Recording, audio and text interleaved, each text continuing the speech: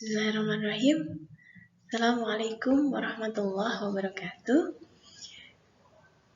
Alhamdulillahirrahmanirrahim. Pada hari ini kita dapat bertemu pada pertemuan yang pertama. Bagaimana kabarnya anak-anak semuanya? Semoga sehat selalu dan dalam lindungan Allah Subhanahu wa taala. Amin. Oke, pada pertemuan yang pertama di sini alhamdulillah anak-anak sudah naik di kelas 12. Dan untuk di kelas 12 ini nanti Ibu mengampu untuk mata pelajaran OTK Keuangan, OTK Humas, dan juga OTK Kepegawaian. Masih melanjutkan materi di kelas 11 yang kemarin. Oke, anak-anak bisa menyimak dari materi yang Ibu sampaikan pada slide berikut, di mana untuk pertemuan yang pertama kita akan belajar terkait ruang lingkup kas kecil. Nah, oke. Sebelum anak-anak membaca materinya dan juga memahami materinya, anak-anak pastinya juga harus mempersiapkan alat tulisnya. Bisa nanti dicatat dari materi yang tersampaikan hari ini. Baik, yang pertama yaitu terkait pengertian kas kecil. Apa itu kas kecil? Apakah sudah ada yang pernah dengar apa itu kas?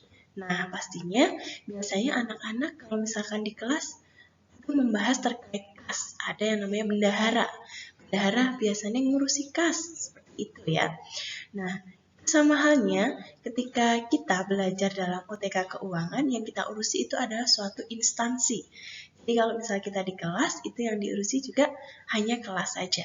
Jadi kas itu merupakan alat pembayaran yang digunakan untuk membiayai kegiatan perusahaan atau instansi. Nah, pastinya alat pembayaran di sini kenapa harus ada kas, kemudian tujuannya apa, karakteristiknya bagaimana, lalu bagaimana langkah-langkahnya, nanti kita akan pelajari selanjutnya. Oke. Nah, di slide berikutnya ada yang namanya kas kecil.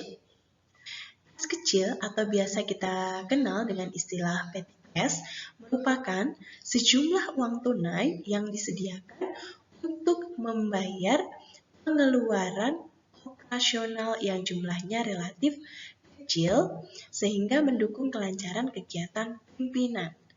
Jadi yang perlu digarisbawahi di sini adalah ini, membayar pengeluaran operasional. Nah, operasional kemudian jumlahnya relatif kecil. Nah, pastinya juga akan mendukung kegiatan atau kelancaran kegiatan perusahaan. Nah, kemudian di sini dalam petty cash atau kas kecil, di situ biasanya bendahara sudah menyiapkan alatnya, namanya adalah cash box atau petty cash. Petty cash di situ peti cash bukan petty cash. Kalau petty cash kan kas kecil, kalau petty cash itu adalah sejenis kotak yang isinya itu terkait uang, di mana kotak tersebut, kotak tersebut itu nanti biasanya untuk menyimpan uang kas selama periode tertentu, periode yang sudah ditentukan oleh perusahaan. Selanjutnya, sampai sini untuk kas dan juga kas kecil. Ada yang ditanyakan? Atau mungkin bisa dicatat dulu apa saja yang ingin ditanyakan.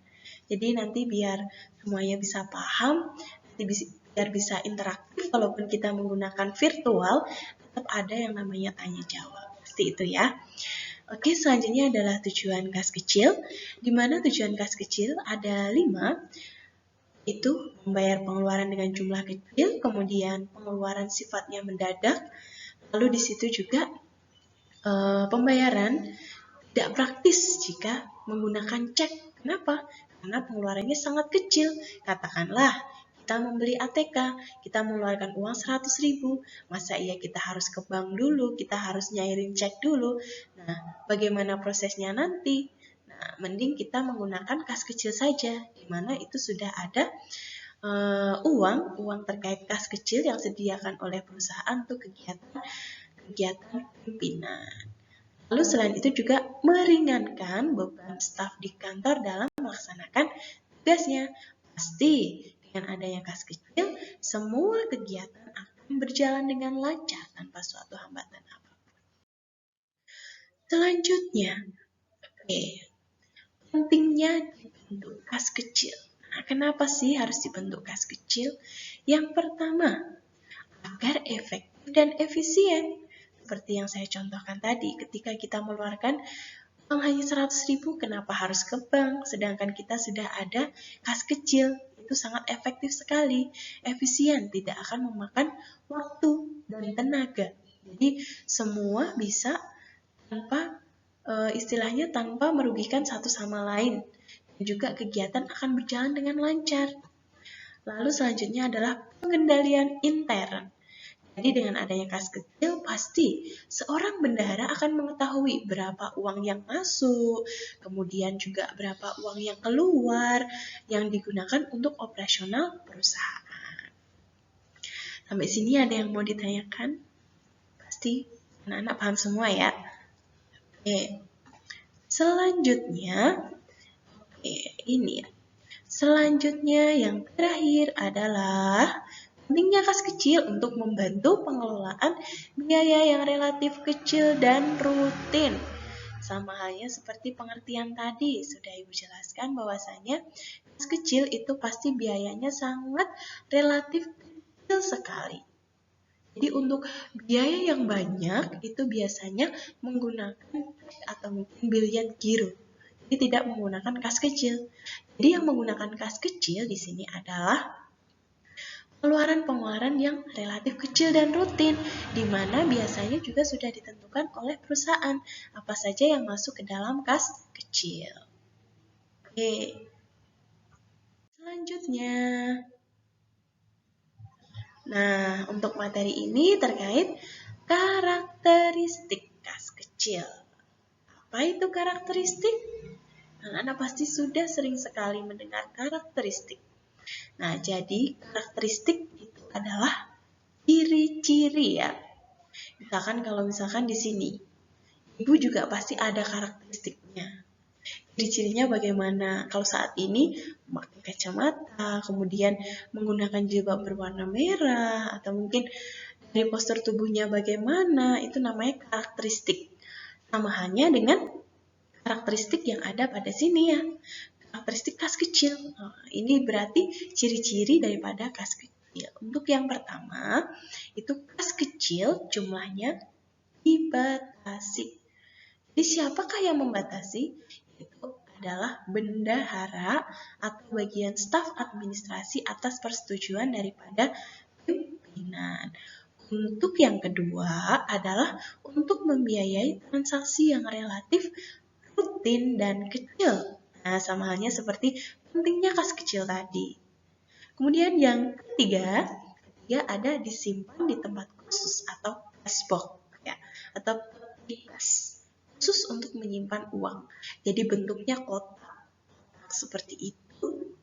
Kemudian di situ biasanya semacam brankas, nanti ada kuncinya, di mana nanti kunci yang megang hanya administrasi. Yang bisa mengeluarkan uang dalam cashbox itu hanya bagian administrasi. Walaupun dia punya pimpinan, pastinya pimpinan juga harus mengikuti alur atau prosedur perusahaan. Kemudian dipegang oleh petugas keuangan ya, pastinya bagian administrasi keuangan. Administrasi keuangan atau mungkin kita biasa mendengarnya adalah bendahara. Oke, dari materi yang Ibu sampaikan tadi, semoga anak-anak semuanya bisa paham ya. Bagi yang belum paham, nanti mungkin anak-anak bisa untuk komentar di kolom komentar yang ada di Google Classroom, atau mungkin langsung bisa hubungi Ibu via WhatsApp. Jadi di situ di Google Classroom sudah saya sertakan untuk WhatsApp Ibu, dan juga di situ nanti bisa juga anak-anak untuk untuk menanyakan melalui kolom komentar yang ada di Google Classroom. Nah, materi yang sudah kita pelajari hari ini ada apa aja? Ada apa aja anak-anak? Nah, yang pertama ada yang namanya pengertian daripada kas kecil. Apa itu? Nah, pasti kalian sudah paham semua. Yang kedua, itu tadi kita belajar tentang tujuan daripada dibentuknya kas kecil. Kemudian yang ketiga tentang pentingnya kas kecil, dan yang keempat adalah terkait karakteristik kas kecil. Jadi ada 4 materi yang kita pelajari hari ini. Nah, setelah materi sudah tersampaikan, harapannya anak-anak bisa mengikuti dan juga bisa mengerjakan tugas yang tersampaikan di bawah ini. Oke, nah tugasnya, ini tugas individu ya anak-anak. Silakan anak-anak membuat mind mapping pada kertas gambar dengan materi yang sudah tersampaikan di atas. Kemudian buatlah tugas tersebut secara rapi, menarik, bisa untuk berwarna atau diwarnai, dan juga komunikatif pastinya, sehingga mudah untuk dipelajari kemudian hari. Kemudian dari tugas tersebut nanti silahkan difoto dan kemudian dikirimkan pada link yang sudah tersampaikan pada Google Classroom paling lambat hari ini pukul 13 waktu Indonesia Barat. Oke, sekian yang dapat Ibu sampaikan hari ini. Semoga bermanfaat untuk kita semua dan juga pastinya menjaga protokol kesehatan dan juga tetap fighting, semangat untuk semuanya. Kemudian jangan lupa untuk video ini di like, comment, subscribe, dan juga share. Oke, terima kasih. Sekian yang dapat Ibu sampaikan. Wassalamualaikum warahmatullahi wabarakatuh.